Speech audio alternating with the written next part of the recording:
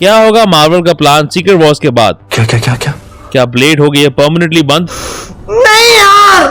क्या होने वाला है स्पाइडरमैन ब्रांड न्यू डे में? क्या क्या कहना क्या चाह रहे हैं भैया आप? खुद साक्षात केविन फाइगी ने क्या रिवील, चले जानते हैं डिटेल क्या क्या कहा है एमसीयू के बॉस ने। उससे पहले लाइक सब्सक्राइब कर दीजिएगा, नोटिफिकेशन घंटी बजा दीजिएगा ताकि अपडेट्स मिलते रहे आप लोगों को। और वेलकम टू द चैनल जो प्लेटफॉर्म है एमसीयू, डीसी और फिल्मों की हर खबर का जस्ट अ रिव्यू। मार्वल की बड़ी film fantastic four first steps release होने वाली है 1 या 2 दिन में और इस फिल्म का प्रमोशन चल रहा है बड़ी धूमधाम के साथ। ऐसे में मार्वल के बॉस केविन फाइगी के इंटरव्यूज आने ही थे। नॉर्मली फाइगी ऐसे इंटरव्यूज में ज्यादा रिवील नहीं करते, पर इन राउंड ऑफ इंटरव्यूज में उन्होंने किए बड़े बड़े रिवील्स मार्वल के फ्यूचर के बारे में।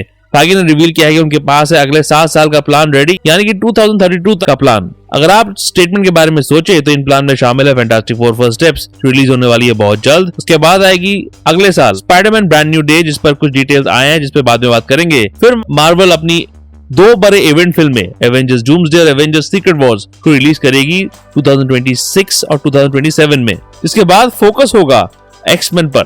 ब्लैक पैंथर 3 भी बन रही है जिसमें दिखने वाले हैं डेंजल वॉशिंगटन, ये भी कंफर्म हुआ है। शांग-ची 2 भी बन रही है शायद, और भी मूवीज आ रही है जिस पर फाइगी अंकल ने किया है रिवील। फाइगी ने स्पाइडरमैन ब्रांड न्यू डे पर भी कुछ रिवील्स किए हैं, जहां उन्होंने अनाउंस किया कि स्पाइडरमैन का चौथा पार्ट होने वाला है ग्राउंडेड अफेयर, यानी मल्टीवर्स से कोई लेना देना नहीं होगा इस फिल्म का। कुछ रिपोर्ट्स पहले आ रही थी कि सोनी चाहती थी कि ये फिल्म मल्टीवर्स फिल्म बने, जहां वो टोबी मैगवायर और एंड्रयू गारफील्ड को वापस लेकर आए इस फिल्म में और बहुत सारे पैसे कमाए। पैसा ही पैसा होगा। तो सोनी का एकमात्र एम्बिशन रहा है हमेशा से, क्रिएटिविटी गई भाड़ में। पर फाइगी अंकल ने कंफर्म किया है कि नो वे होम के एंड में जो प्रॉमिस किया गया था कि अब हमें देखने को मिलेगा स्ट्रीट लेवल स्पाइडरमैन, वो प्रॉमिस फुलफिल होगा और पीटर पार्कर का फोकस अब होगा स्ट्रीट्स ऑफ न्यूयॉर्क पे, जहां वो मिलेगा जॉन बर्नथल के किरदार फ्रैंक कैसल के पनिशर से। फाइगी ने ये भी कंफर्म किया इन इंटरव्यूज में। उन्होंने स्पाइडरमैन ब्रांड न्यू डे को बुलाया the beginning of proper Spiderman era in the MCU. कब दिखेगा माइल्स मोरालेस? एमसीयू में काफी दिनों से टीज कर रहे हैं मार्वल वाले। स्पाइडरमैन के एमसीयू के पहले इटरेशन स्पाइडरमैन होमकमिंग में माइल्स के uncle Aaron Davis the Prowler का किरदार उसी फिल्म में निभाया था डोनाल्ड ग्लोवर ने, और वो दिखे थे एक रिलेटेड सीन में भी जहां वो माइल्स से बात करते हुए दिखते हैं। Yeah, sorry Miles, I'm not gonna make it. इसके अलावा मैक्स डिलन एक के इलेक्ट्रो का किरदार निभाते हुए जेमी फॉक्स ने कहा था ये There's gotta be a black Spider-Man somewhere at the end. तो ऑब्वियसली माइल्स पर ही टिप्पणी है।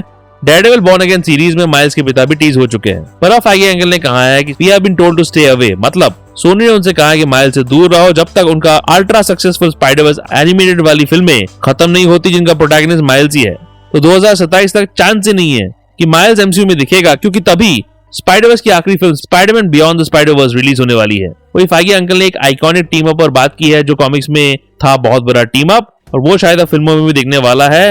वो टीम अप है फैंटास्टिक फोर के जॉनी स्टॉर्म और पीटर पार्कर का, जिस पर फाइगी ने बोला कि कॉमिक्स में ये टीम अप बहुत फेमस था और फॉक्स के साथ मर्जर के बाद और सोनी के साथ कॉन्ट्रैक्ट के बाद ये सपना अब पूरा हो सकता है एमसीयू में ही, जहां Joseph Quinn as Johnny Storm और टॉम हॉलैंड स्पाइडरमैन एक साथ दिख सकते हैं, और दिखेंगे ही क्योंकि बॉस ने बोला है। फाइगी ने इन इंटरव्यूज में एक और बहुत बड़ा खुलासा किया है कि एवेंजर्स सीक्रेट वॉर्स के बाद एमसीयू में होने वाला एक रिबूट, हालांकि उन्होंने रिबूट शब्द का इस्तेमाल नहीं किया। उन्होंने कहा reboot can mean a lot of things to lot of people, reset, singular timeline, we are thinking along those lines. मतलब इस फिल्म के बाद एमसीयू में सॉफ्ट रिबूट किया जाएगा, जहां कई पुराने किरदार को रिकास्ट किया जाएगा, कुछ रह जाएंगे। रिकास्ट वालों में उन्होंने आयरन मैन और कैप्टन अमेरिका का नाम लिया है, जहां उन्होंने इस रिकास्टिंग को जेम्स बॉन्ड के कास्टिंग के साथ कंफर्म किया है, जहां उन्होंने कहा है कि I think hard for anybody to do that when an actor has such great role, how are they ever going to replace Sean Connery, right? Connery as Bond legend थे, फिर उसके बाद पियर्स ब्रॉसनन आए, फिर Daniel Craig. वैसे ही Robert Downey junior की legacy के साथ साथ एक नया चेहरा टोनी स्टार्क बन सकता है एमसीयू के फ्यूचर में, फाइगी ने हिंट किया है। उन्होंने ये भी कहा है कि एक्समैन की फिल्मों में अब नए एक्टर्स को कास्ट किया जाएगा, और जो पुरानी ओजी एक्समैन डूम्सडे की कास्ट में दिखने वाली है उनकी कहानी हो जाएगी खत्म, क्योंकि एक सिंगुलर टाइमलाइन रहेगा मार्वल की फिल्मों में, जहां नहीं होगा कोई मल्टीवर्स। हालांकि रायन रेनॉल्ड्स एज डेडपूल और ह्यू जैकमैन एज वुल्वरीन अपनी कहानी कहते रहेंगे। आखिर कौन सोने की मुर्गी देने वाली अंडे को खत्म करेगी, है कि नहीं Feige uncle? I am Messiah. I am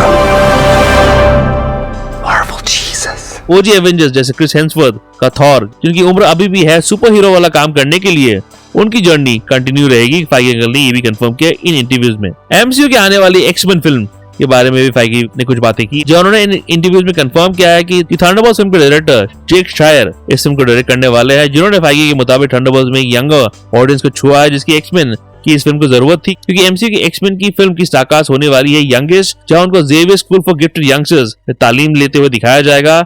X Men ही वो जगह है जहां यंग लोगों की कहानी कही जा सकती है जो अपने आप को दूसरों से अपनी म्यूटेशन की वजह से अलग समझते हैं। That's the universal story of mutants, कहा फाइगी ने। मार्वल में ऑलरेडी यंग एक्समैन किरदार शामिल है, जैसे कमाला खान मिस मार्वल, आगता सीरीज में दिखा विकन और स्पीच ऑफ विजन सीरीज में दिखने वाला है। एमसीयू का एक्समैन फिल्म ओजी किरदारों पर फोकस करेगा, जैसे young Jean Grey, young Cyclops, young storm.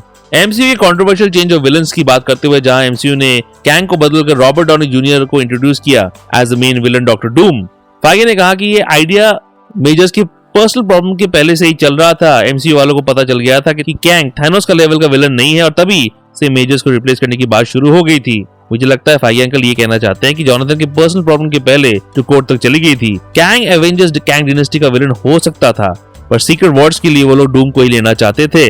Feige ने इस पर इन इंटरव्यूज में इतने विस्तार से बात नहीं किया। कैंग पहली बार लोकी में इंट्रोड्यूस हुआ था, फिर एंटमैन वास्प क्वांटमैनिया में था वो विलन, जो फिल्म पूरी तरह फ्लॉप हो गई थी, जहां कैंग को हराया था कुछ एंट्स ने, जिसने उस बेचारे की पूरी इज्जत खत्म कर दी थी, बेइज्जत कर दिया था कैंगू को। मेरा तो इतना लाइफ खराब हो गया है, इतना लाइफ खराब हो गया है मेरा। तभी से कैंग को पूरी तरह रिप्लेस करने की बात शुरू हो गई थी। फिर जॉनथन मेजर्स का हुआ अरेस्ट और तभी उस पर और मोहर लग गई और इंट्रोड्यूस हुआ आरडीजेएस डूम, जो मुझे अभी भी लगता है बड़ा कंट्रोवर्शियल डिसीजन है। पता नहीं कैसे जस्टिफाई करेंगे ये लोग। ऐसा कैसे हो सकता है? ब्लेड पर भी बात की है फाइगी अंकल ने, जहां उन्होंने कंफर्म किया कि ब्लेड अभी तक बंद नहीं हुई है, बल्कि पूरे चांसेस है कि ब्लेड बने। उन्होंने कहा कि ब्लेड की कहानी के 4 वर्जन लिखे जा चुके थे, जिसमें से 2 पीरियड फिल्में थी, पर वो समझ गए हैं कि ब्लेड को बनाना है मॉडर्न डे स्टोरी, यानी प्रेजेंट डे में वैम्पायर्स को मारेगा ब्लेड, और मार्शल अली अभी भी अटैच है इस फिल्म के साथ as a protagonist Blade. Feige uncle ने ये भी कंफर्म किया। पर जिस स्पीड से ये फिल्म डेवलप हो रही है, माशाल्लाह छरी के साथ कांपते कांपते वैम्पायर्स को मारने आएंगे। बुढ़ा हो रहा है एमसीयू का vampire Hunter. only been one blade. There's only ever going to be one blade. बात तो सही है। यंग एवेंजर्स पर भी फाइगी अंकल ने कहा कि काम चल रहा है, पर अब फिल्म बनेगी या सीरीज या स्पेशल प्रेजेंटेशन, वो कहानी पर डिपेंड करेगा कि किस ओर जाएगी। या फिर ये भी हो सकता है कि ये लोग दूसरे के प्रोजेक्ट्स में दिखे। पर एक चीज तो कंफर्म है कि Kamala Khan as Ms Marvel दिखने ही वाली है पक्का, मार्वल के अगले फेज में भी। एज फाइगी अंकल ने उनकी कास्टिंग को टॉम हॉलैंड के कास्टिंग के साथ परफेक्ट कास्टिंग माना है, तो कमाला एज म्यूटेंट एक्समैन वाली फिल्म में दिख सकती है और अपना कमाल दिखाएगी शायद। वही फाइगी अंकल ने कंफर्म किया कि सीक्रेट वॉर्स के बाद भी एक नया एक्सपेरिमेंटल जॉनर पर काम कर रही है मार्वल, जैसे शांग-ची लेजेंड ऑफ द 10 रिंग्स में उन्होंने कांग-फू जॉनर से डील किया था। तो ये ऐसा कुछ होगा जो एमसीयू ने अभी तक किया नहीं है। वही डूम्सडे और सीक्रेट वॉर्स पर बात करते हुए फाइगी ने कंफर्म किया कि स्टीफन मैकफिली के साथ doctor strange in the multiverse of madness और लोकी के राइटर माइकल वॉल्डन भी इन फिल्मों में उनकी मदद कर रहे हैं, जो एक अच्छा मूव है, क्योंकि टाइम वेरिएंस अथॉरिटी एके टीवीए को वॉल्डन से बेहतर कोई समझ नहीं पाएगा, जिन्होंने इन प्रोजेक्ट्स में टीवीए को लिखा है, और टीवीए इन फिल्मों का बड़ा पार्ट होने वाला ये तो पक्का है। वैसे जहां स्क्रिप्ट की बात हुई, एक छोटा सा रूमर चल रहा है कि एवेंजर्स डूम्सडे की स्क्रिप्ट नहीं हुई है कंप्लीट, जिसपे फाइगी ने क्लैरिफाई किया कि स्क्रिप्ट तो है कंप्लीट, पर मार्वल अपनी हर फिल्म में स्क्रिप्ट में कुछ टचअप्स करते ही रहते हैं आखिरी मिनट तक। तो एवेंजर्स का फेमस शॉर्मा सीन फिल्म के रिलीज होने के 2 हफ्ते पहले शूट की गई थी, इसीलिए एवेंजर्स अपना मुंह छुपा रहे थे, क्योंकि उन्होंने बना ली थी मूछें, क्योंकि उस वक्त वो किसी और फिल्म की शूट कर रहे थे। तो ऐसे टचअप्स डूम्सडे के साथ भी होते ही रहेंगे। एक और न्यूज में फाइगी अंकल ने कंफर्म किया है कि हो सकता है कि साचा बैरन कोहेन का किरदार मेफिस्टो जो दिखा था आयरन हार्ट सीरीज में, उनके किरदार का इस्तेमाल भी कई जगहों में किया जाए, जैसे घोस्ट राइडर का पूरा ओरिजिन मेफिस्टो से कनेक्टेड है, तो यहाँ दिख सकता है साचा। और दूसरे किरदार जैसे चार्लिस थेरन एज क्लिया जो दिखी थी doctor strange in the multiverse of madness के पोस्ट क्रेडिट सीन में, ब्रेट गोल्डस्टीन का किरदार हरकुलिस जो दिखा था थॉर लव एंड थंडर के पोस्ट क्रेडिट सीन में, हैरिस चार्ल्स जो दिखा था एज थैनोस का भाई एरोस इटर्नल्स में, और Oscar Isaac as Moon Knight, उनका शायद पत्ता कट गया है, क्योंकि उनके किरदार को टिम ब्लेक नेल्सन की कमबैक के साथ कंपेयर किया गया है, जिनको द इनक्रेडिबल हल्क के 12 साल बाद captain America brave new world में मौका मिला था कमबैक करने का। तो फाइगी ने बड़ी चालाकी से बोला कि ये दिख सकते हैं 12-15 साल के बाद। बहुत चालाक ब्रो, चालाक। फाइगी ने फिर कंफर्म किया कि अब बाल्टी भर के प्रोजेक्ट्स नहीं बनेंगे एमसीयू में, कंसंट्रेशन होगा पर ईयर एक टीवी शो पे और 1 या 2 फिल्मों पे। ये भी कहा गया कि टीवी शो और फिल्मों को सॉफ्ट कनेक्ट किया जाएगा। हर चीज जो फिल्म में होती है उसका बेयरन टीवी शो में नहीं होगा। जैसे थंडरबॉल्ट्स मूवी में एक पूरा वॉइड न्यूयॉर्क के लोगों को निकल रहा था, उसका कोई रिपरकशन डेयरडेविल बॉर्न अगेन के न्यूयॉर्क में देखने को नहीं मिलेगा। फाइगी ने गन के सुपरमैन की बहुत तारीफ की और कहा कि ये अच्छी बात है कि डीसी अब सुधर रही है और कंपटीशन एमसीयू को भी फोर्स करेगी अच्छी फिल्में बनाने के लिए। और फाइनली फाइगी ने कंफर्म किया कि कहीं नहीं जा रहे हैं मार्वल को छोड़ के, जिसके बारे में बात चल रही थी। उनको बनानी है बड़ी बड़ी फिल्में और वो चाहेंगे कि 10-15 सालों तक वो बड़ी बड़ी फिल्में बनाएं। और मुझे लगता है कि अगर एवेंजर्स डूम्सडे और एवेंजर्स सीक्रेट वॉर्स नहीं चली तो फिर फाइगी अंकल के लिए मुसीबत हो सकती है। यह है कुछ बड़े बड़े अपडेट जो फाइगी के राउंड ऑफ इंटरव्यूज में अपडेट मिली है। स्पाइडरमैन ब्रांड न्यू डे पर खबरें आई हैं, एमसीयू के एक्समैन मूवी पर खबरें आई हैं, ब्लेड अभी भी बन रही है, ये भी कंफर्मेशन मिला है, ये एवेंजर्स पर भी कुछ न्यूज मिला है, मेफिस्टो पर भी, और भी बहुत कुछ। कैसे लगा वीडियो कमेंट्स में बताओ। आप एक्साइटेड हो एमसीयू के फीचर को लेकर? आते लाइक सब्सक्राइब कर दीजिएगा। इंडिया का नया क्रश मूवी सैयारा का रिव्यू वीडियो आखिर में है, चेकआउट जरूर कीजिएगा और इसे एमसीयू रिलेटेड वीडियोस के लिए देखते रहिए। Just a review. Nerdy view के अपडेट्स के लिए और छोटे बड़े स्निपेट्स के लिए फॉलो कीजिए ऑन ट्विटर @ProNerdyView201 में और ProNeedDiaryBlogspot.com में भी आपको अपडेट्स मिल जाएंगे।